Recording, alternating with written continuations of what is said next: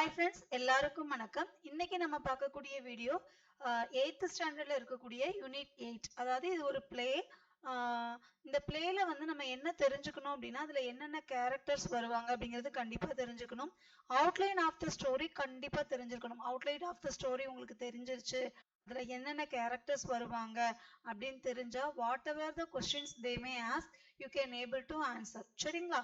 நம்ம இன்னைக்கு என்ன பார்க்க போறோம் அப்படின்னா, இந்த ஜாக் அண்ட் த பின்ஸ்டாக் அதோட பிளே, அதோட author details, book back, question answers, previous இயர்ல என்னென்னலாம் கேட்டிருந்தாங்க அப்படிங்கறத தான் பார்க்க போறோம். வாங்க வீடியோக்குள்ள போலாம். ஃபர்ஸ்ட் வந்து இதுல என்னென்ன கேரக்டர்ஸ் வருவாங்க அப்படின்னு பார்க்கலாம். Narrator, Jack, mother, old man, giant. சரியா? யாரெல்லாம் வருவா?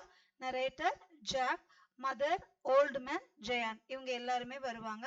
இப்ப நான் அந்த story outline of the story சொல்லிடுறேன். அதாவது ஒரு ஊர்ல வந்து ஒரு அம்மாவும் ஒரு பையனும், அந்த பையனுடைய பேர் என்ன பேர் அப்படின்னா ஜாக்.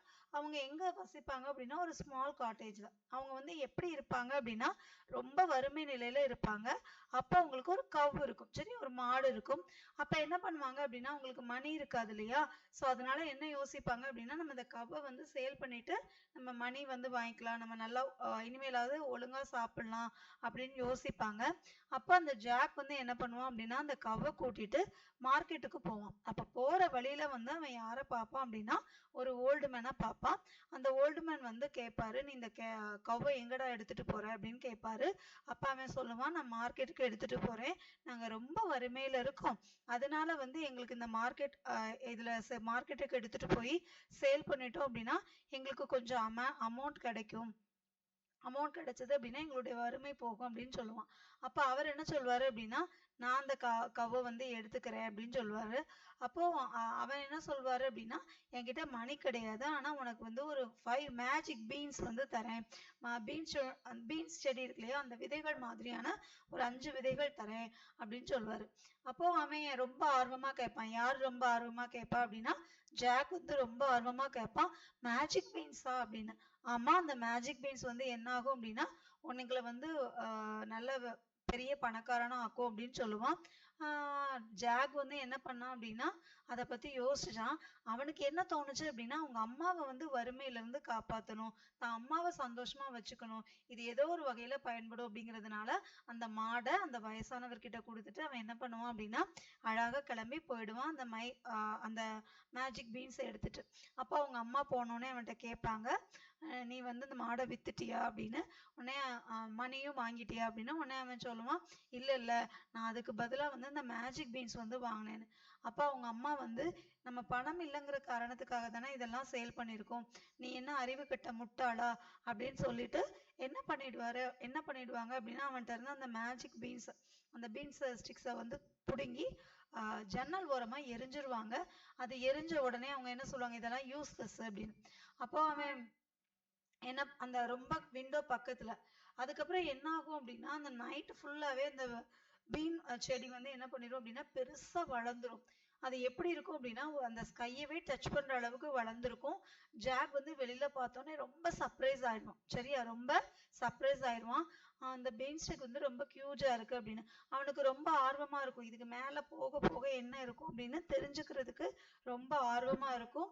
ஸோ அவன் என்ன பண்ணுவான் அப்படின்னா மேல போய் பார்ப்பான். மேல போய் அது வந்து ஸ்கையவே டச் பண்ற அளவுக்கு உயரமா இருக்கும். சரியா?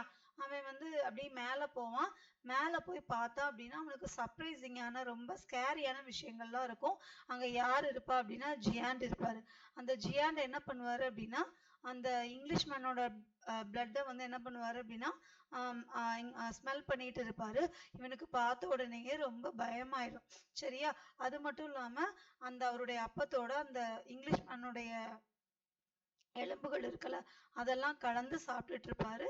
அவனுக்கு பார்த்தோன்னே ரொம்ப பயமாயிரும். இவன் எங்கேயாவது என்ன பண்ணணும், ஒளியணும் அப்படின்னு நினைப்பான்.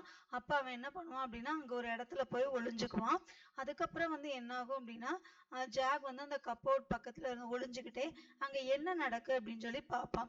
அப்ப என்ன அப்படின்னா அந்த ஜியான் வந்து ஒரு எக்கு கிட்ட போய் கேட்பாரு, எனக்கு ஒரு கோல்டன் முட்டை, தங்க முட்டை இடுன்னு சொல்லுவாரு.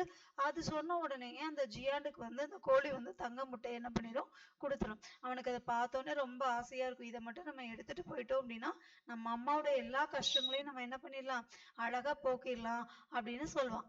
சரி நம்ம போக்கிடலாம் அப்படின்னு சொல்லிட்டு அவன் என்ன பண்ணுவான்னா அதை எடுத்துட்டு வெளியில வர்றதுக்கான ஒரு நல்ல சூழ்நிலை எதிர்பார்த்து இருப்பான்.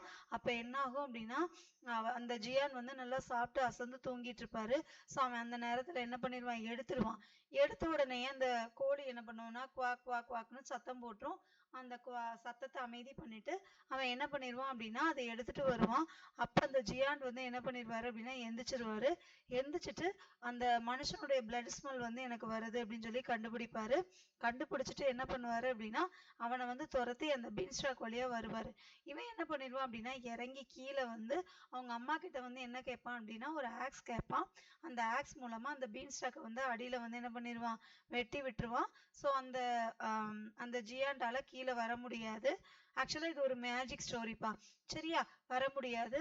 அந்த தங்க கோழி போடுற முட்டை வந்து அவங்களுக்கு டெய்லி தங்க முட்டை வந்து என்ன பண்ணும், டெய்லி போடும்.